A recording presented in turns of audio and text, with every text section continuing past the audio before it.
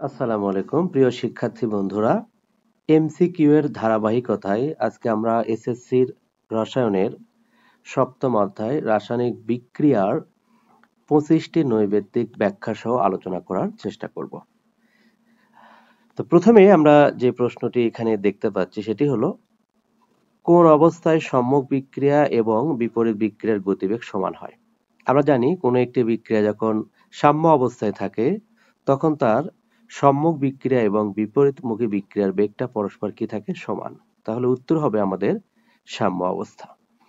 2 নম্বর প্রশ্ন আছে, আয়নিক যৌগের সাথে যুক্ত পানিকে কি বলে?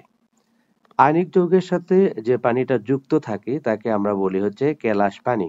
যেমন আমরা তুতের সংকেত লিখি এরকম যে কপার সালফেট, তার সাথে এই যে 5 অণু পানি দিয়ে রাখি, এই পানিটার নাম হলো কেলাস পানি। 3 নম্বর প্রশ্ন আমাদের আছে, অলিয়াম যৌগে সালফারের জারণ সংখ্যা কত? এখন আমরা একটু জানার চেষ্টা করি অলিয়ামের সংকেতটা কি। অলিয়ামের সংকেত আসলে H2SO7। এই যৌগে যদি আমরা সালফারের জারণ সংখ্যা বের করতে চাই, দেখো এখানে অক্সিজেনের জারণ সংখ্যা -2, তাহলে 7টার জারণ সংখ্যা হবে -14। হাইড্রোজেনের জারণ সংখ্যা +1, দুইটা হলে হবে হচ্ছে +2। সালফারে আমি x ধরলে তাহলে হবে 2x ইজ ইকুয়াল হচ্ছে 0। তাহলে যেটি দাঁড়ায় -14 থেকে আমি যদি +2 বাদ দেই তাহলে দাঁড়াচ্ছে হচ্ছে আমাদের -12 প্লাস 2x ইজ ইকুয়াল 0 বা 2x ইজ ইকুয়াল হচ্ছে 12। অতএব x সমান সমান হচ্ছে আমাদের 6। তাহলে অলিয়াম যৌগে সালফারের জারণ সংখ্যা হচ্ছে +6। এবার দেখো দেওয়া হচ্ছে চুনা পাথরের সংকেত কি? আমরা জানি চুনা পাথর হলো ক্যালসিয়াম কার্বনেট। তাহলে এখানে চুনা পাথরের সংকেত হচ্ছে গ নাম্বার, ক্যালসিয়াম কার্বনেট। 5 নাম্বার প্রশ্নের দিকে একটু লক্ষ্য করি আমরা। দেওয়া আছে জিঙ্ক এবং কপার আয়ন, এরা বিক্রিয়া করে জিঙ্ক আয়ন এবং কপার উৎপন্ন করেছে। এখন বলা হচ্ছে বিক্রিয়াটিতে 1 নাম্বার বলছে জিঙ্ক থেকে জিঙ্ক 2 প্লাস থেকে 2টা ইলেকট্রন এখানে জিঙ্ক ত্যাগ করেছে আমরা দেখতে পাচ্ছি। এটি বিজারণ অর্ধবিক্রিয়া, এটি ভুল ধারণা। এখানে জিঙ্ক ইলেকট্রন ত্যাগ করেছে। এই বিক্রিয়াকে আমরা অনেক সময় এইভাবে লিখি, জিঙ্ক 2টা ইলেকট্রন ত্যাগ করলে হবে জিঙ্ক 2+ আয়ন। অর্থাৎ এই বিক্রিয়াতে জিঙ্ক ইলেকট্রন ত্যাগ করেছে, সুতরাং এটি একটি জারণ বিক্রিয়া। তাহলে এটি হবে না। বলা হচ্ছে কপার 2+ জারক পদার্থ। আমরা জানি যারা ইলেকট্রন গ্রহণ করে তারা হলো জারক। এই বিক্রিয়া লক্ষ্য করো, এখানে কপার 2+ 2টা ইলেকট্রন গ্রহণ করে কপার ধাতুতে পরিণত হয়েছে। সুতরাং কপার 2+ এখানে ইলেকট্রন গ্রহণ করেছে, সুতরাং কপার 2+ এখানে হচ্ছে জারক। তাহলে এটা ঠিক আছে। এবার 3 নম্বরে আমরা দেখতে পাচ্ছি দেওয়া আছে জারণ বিজারণ একই সাথে ঘটে। দেখো এখানে জিঙ্ক ইলেকট্রন ত্যাগ করেছে, সুতরাং এর জারণ ঘটেছে। কপার 2+ এখানে ইলেকট্রন গ্রহণ করেছে, সুতরাং বিজারণ হয়েছে। অর্থাৎ এই বিক্রিয়াতে জারণ বিজারণ একসাথে ঘটেছে। তাহলে 2 এবং 3 কোথায় আছে? আমাদের গ নাম্বার। এবার আমরা 6 নাম্বার প্রশ্নের দিকে যাব। তার আগে দেখো এখানে একটা উদ্দীপক দেওয়া আছে।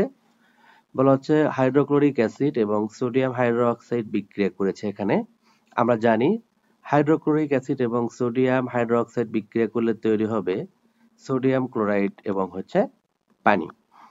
এখন এই বিক্রিয়াটি একটু লক্ষ্য করতে হবে। এরা বলে দিয়েছে এখানে বিক্রিয়াটিতে দর্শক আয়নের উপস্থিতি লক্ষ্য করা যায়। তোমরা জানো জারণ বিজারণ বিক্রিয়ার ক্ষেত্রে পানি উৎপন্ন হওয়ার পর যে লবণটা থাকে, এই লবণটা পানির দ্রবণে এরকম আয়নিত অবস্থায় থাকবে। তো এই যে আমাদের অ্যাসিড ক্ষারের যে প্রশমন বিক্রিয়া, এই বিক্রিয়ায় উৎপন্ন লবণগুলো সাধারণত আয়ন হিসেবে পানির দ্রবণে ঘুরে বেড়ায়, তখন এদেরকে আমরা দর্শক আয়ন বলে থাকি। চলো আমরা একটু প্রশ্ন দেখি কি বলেছে এনারা।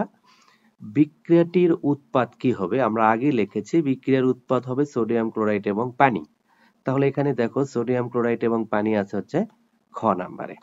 সাথে বলা হচ্ছে বিক্রিয়াটিতে দর্শক আয়ন হচ্ছে। আমরা আগেই বলেছি আমাদের প্রশমন বিক্রিয়াতে যে লবণ তৈরি হয় তারা মূলত দর্শক আয়ন হিসেবে ঘুরে বেড়ায়। তাহলে এখানে দর্শক আয়ন হবে সোডিয়াম আয়ন এবং ক্লোরাইড আয়ন, যেটা আছে আমাদের খ নাম্বারে। এবার আমরা ৮ নাম্বার প্রশ্নে চলে যাব। মৌমাছির বিষে কি ধরনের উপাদান থাকে? তোমরা জানো মৌমাছি কামড় দিলে আমরা চুন দিলে আরাম অনুভব করি। চুন যেহেতু ক্ষার, সুতরাং চুন এমন কারোর সাথে বিক্রিয়া করেছে যাতে বিষ থেকে আরাম পাওয়া গিয়েছে। তার মানে চুন হচ্ছে ক্ষার, ক্ষার বিক্রিয়া করে অ্যাসিডের সাথে। তার মানে মৌমাছির বিষে থাকে হলো অ্যাসিড, যেখানে আমরা চুন প্রয়োগ করলে আরাম পাই। তাহলে মৌমাছির বীজে কোন ধরনের উপাদান থাকে? এটি হলো অ্যাসিড। ৯ নম্বর প্রশ্ন, একটি রাসায়নিক বিক্রিয়া সংঘটিত হতে তাপের যে পরিবর্তন হয় তাকে কি বলা হয়? যে কোনো একটি রাসায়নিক বিক্রিয়াতে তাপের যে পরিবর্তন হয় তাকে আমরা বলি বিক্রিয়া তাপ। এবার ১০ নম্বরে বলেছে হাইড্রোক্লোরিক অ্যাসিড এবং সোডিয়াম হাইড্রোক্সাইড বিক্রিয়া করে সোডিয়াম ক্লোরাইড এবং পানি তৈরি করেছে। বলা হচ্ছে বিক্রিয়াটি কোন প্রকৃতির? এটা হলো অ্যাসিড, এটা হচ্ছে ক্ষার।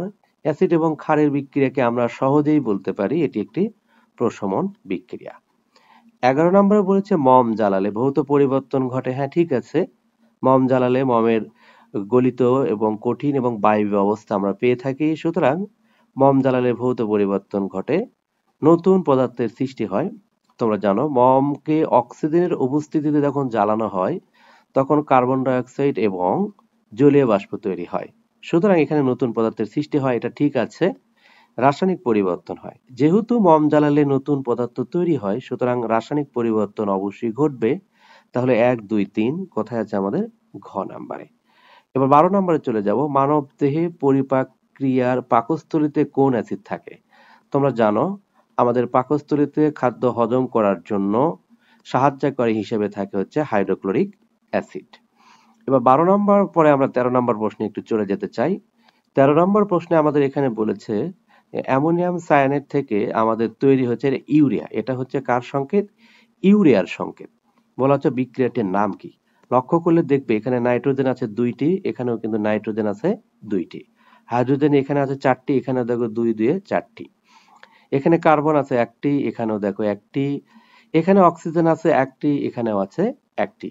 সুতরাং এই বিক্রিয়াতে শুধুমাত্র পরমাণুগুলো পুনর্বিন্যাসিত হয়ে নতুন একটি যৌগে পরিণত হয়েছে।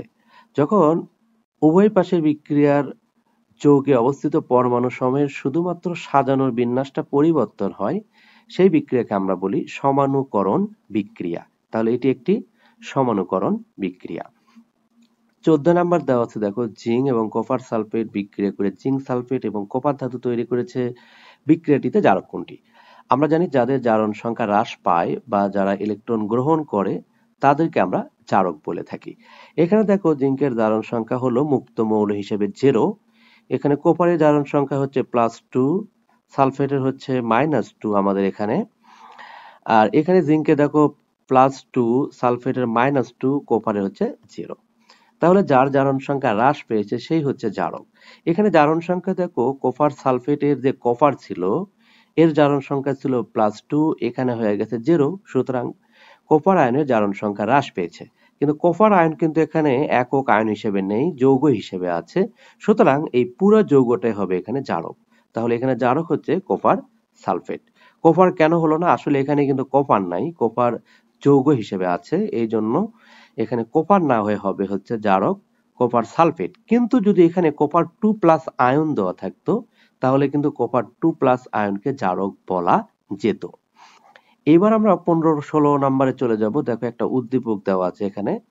বলা হচ্ছে উভমুখী বিক্রিয়ার সাম্য অবস্থায় উৎপাদের পরিমাণ লাল স্যাটেলাইটের নীতি দ্বারা নিয়ন্ত্রিত হয়।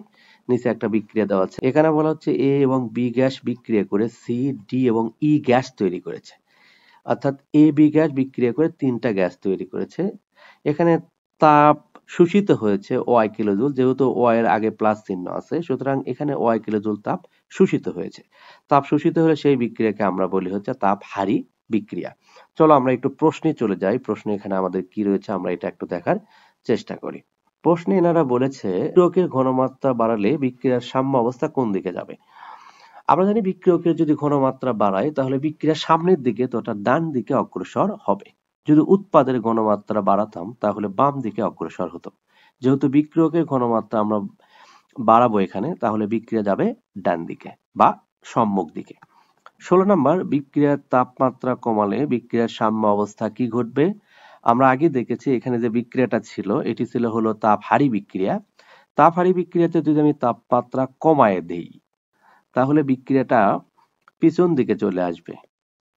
আর তাপহারী বিক্রিয়াতে যদি আমি তাপমাত্রা বাড়াতাম তাহলে বিক্রিয়া সম্মুখ দিকে অগ্রসর হতো। যেহেতু ওখানে বিক্রিয়া ছিল তাপহারী, সুতরাং তাপমাত্রা হ্রাস করলে বিক্রিয়া পিছনের দিকে অগ্রসর হবে। 17 নম্বর বলা হচ্ছে সমাণুকরণ বিক্রিয়ার ক্ষেত্রে আমরা বলবো পরমাণু সমূহের পুনর্বিন্যাসের মাধ্যমে সমাণু গঠিত হয় ভিন্ন। হ্যাঁ, ঠিক আছে, আমরা একটু আগে দেখেছি যে কোনো যৌগের ক্ষেত্রে ঘটে, যে কোনো যৌগের ক্ষেত্রে সমাণুকরণ বিক্রিয়া ঘটবে না। ইলেকট্রনের স্থানান্তর হয়, ইলেকট্রনের কোনো স্থানান্তর ঘটে না, শুধু পরমাণু সমূহের অবস্থানের পরিবর্তন হয়। সুতরাং উত্তর হবে 17 1 নাম্বার উত্তর। 18 নম্বর বলা হচ্ছে প্রশমন বিক্রিয়ায় 1 মোল পানি উৎপন্ন করতে কি পরিমাণ তাপ উৎপন্ন হয়? আমরা জানি যে তীব্র অ্যাসিড এবং তীব্র ক্ষারের প্রশমন বিক্রিয়ায় যখন 1 মোল পানি তৈরি হয় তখন একটা নির্দিষ্ট তাপ উৎপন্ন হয়, সেটা হলো 57.34 কিলোজুল। 19 নাম্বার দেওয়া হচ্ছে পানির বিভিন্ন অবস্থার পারস্পরিক রূপান্তর। পানি কঠিন থেকে তরল, তরল থেকে যখন বাষ্প হয়, এখানে পানির উপাদানের কোনো পরিবর্তন হয় না, শুধু ভৌত অবস্থার পরিবর্তন হয়। সুতরাং এটি হচ্ছে ভৌত পরিবর্তন।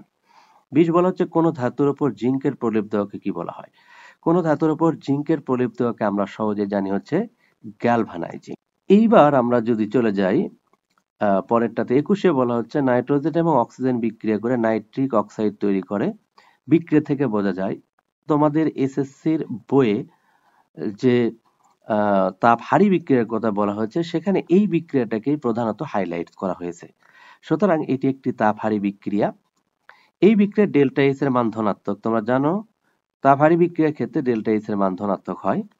এই বিক্রিয়া চলাকালে 180 কিলোজুল তাপ শোষিত হয়। হ্যাঁ, এই বিক্রিয়াতে তোমরা বই দেখবে যে ডেল্টা এইচ এর মান হচ্ছে প্লাস 180, অর্থাৎ 180 কিলোজুল তাপ এই বিক্রিয়ার মাধ্যমে শোষিত হয়। সুতরাং উত্তর 1 2 3 তিনটাই হবে। আমরা এখানে একটু দেখি কোনটা আছে। এটা হলো 1 2 3। 22 বলা হচ্ছে লা শ্যাতেলের নীতি অনুসারে সাম্যাবস্থায় চাপ প্রয়োগ করলে কি ঘটবে? এখন সাম্যাবস্থায় চাপ প্রয়োগ করলে বিভিন্ন ঘটনা ঘটতে পারে। সেক্ষেত্রে যদি আমাদের বিক্রিয়কের গ্যাসীয় অবস্থায় অণু বেশি থাকে তাহলে বিক্রিয়া সামনের দিকে যাবে, আর গ্যাসের যদি উৎপাদের গ্যাসের অণু বেশি হয় তাহলে পিছনের দিকে যাবে। কিন্তু এখানে কিছুই বলা হয়নি, শুধু বলা হচ্ছে লা শ্যাতেলের নীতি অনুসারে সাম্যাবস্থায় চাপ প্রয়োগ করলে কি ঘটবে। বিক্রিয়ার গতি মাঝে মাঝে বাড়তে পারে, ডানে অথবা বামে হ্রাস পেতে পারে। উৎপাদের পরিমাণ বাড়া কম বেশি নির্ভর করবে বিক্রিয়ার ওপরে। যেহেতু এখানে বিক্রিয়া দেখানো হয়নি, আমরা বলতে পারি চাপজনিত ফলাফল প্রশমিত হবে। এখানে উত্তর হবে খ নাম্বার। যদি বিক্রিয়া উল্লেখ করে দিত সেক্ষেত্রে বাড়া বা কমার একটা প্রশ্ন আসতো। 23 বলা হচ্ছে তড়িৎ বিশ্লেষণ পদ্ধতিতে অন্য ধাতুর ওপর প্রলেপ দেওয়াকে কি বলা হয়? তড়িৎ বিশ্লেষণের মাধ্যমে আমরা যখন একটা ধাতুর ওপর অন্য ধাতুর প্রলেপ দেই তখন তাকে আমরা বলি ইলেকট্রোপ্লেটিং। 24 নম্বরে বলা হচ্ছে সংশ্লেষণ বিক্রিয়ার অপর নাম কি? সংশ্লেষণ বিক্রিয়াগুলো সাধারণত যখন মৌলগুলো পরস্পর যুক্ত হয়ে যৌগ তৈরি করে। যদি মৌল যুক্ত হয়ে যৌগ তৈরি করে তাহলে সেই সংযোজন বিক্রিয়াকে আমরা আরেকটা নাম দিয়েছি হচ্ছে সংশ্লেষণ বিক্রিয়া। তার মানে সকল সংশ্লেষণ বিক্রিয়া কার অন্তর্গত হবে? সংযোজনের অন্তর্গত হবে। 25 বলা হচ্ছে জারণ বিজারণ বিক্রিয়ায় জারকের কি ঘটে? জারণ বিজারণ বিক্রিয়ায় জারকের বিজারণ ঘটে। আর বিজারণ ঘটা মানে কি? ইলেকট্রনের সংখ্যা বেড়ে যাওয়া, অর্থাৎ যেহেতু এরা ইলেকট্রন গ্রহণ করে তাহলে ইলেকট্রন সংখ্যা বৃদ্ধি পাবে, যেহেতু এরা ইলেকট্রন গ্রহণ করছে। আর বিজারকের ক্ষেত্রে ইলেকট্রন সংখ্যা কিন্তু হ্রাস পেত। তাহলে এখানে আমাদের 25 উত্তর হচ্ছে ক, জারণ বিজারণ বিক্রিয়ায় জারকের ইলেকট্রন সংখ্যা বৃদ্ধি ঘটে। আজকে আমাদের আলোচনা এটুকুই। এরপরে অন্য কোনো অধ্যায়ের এমসিকিউ চাইলে তোমরা কমেন্টে জানাতে পারো। ধন্যবাদ। আসসালামু আলাইকুম।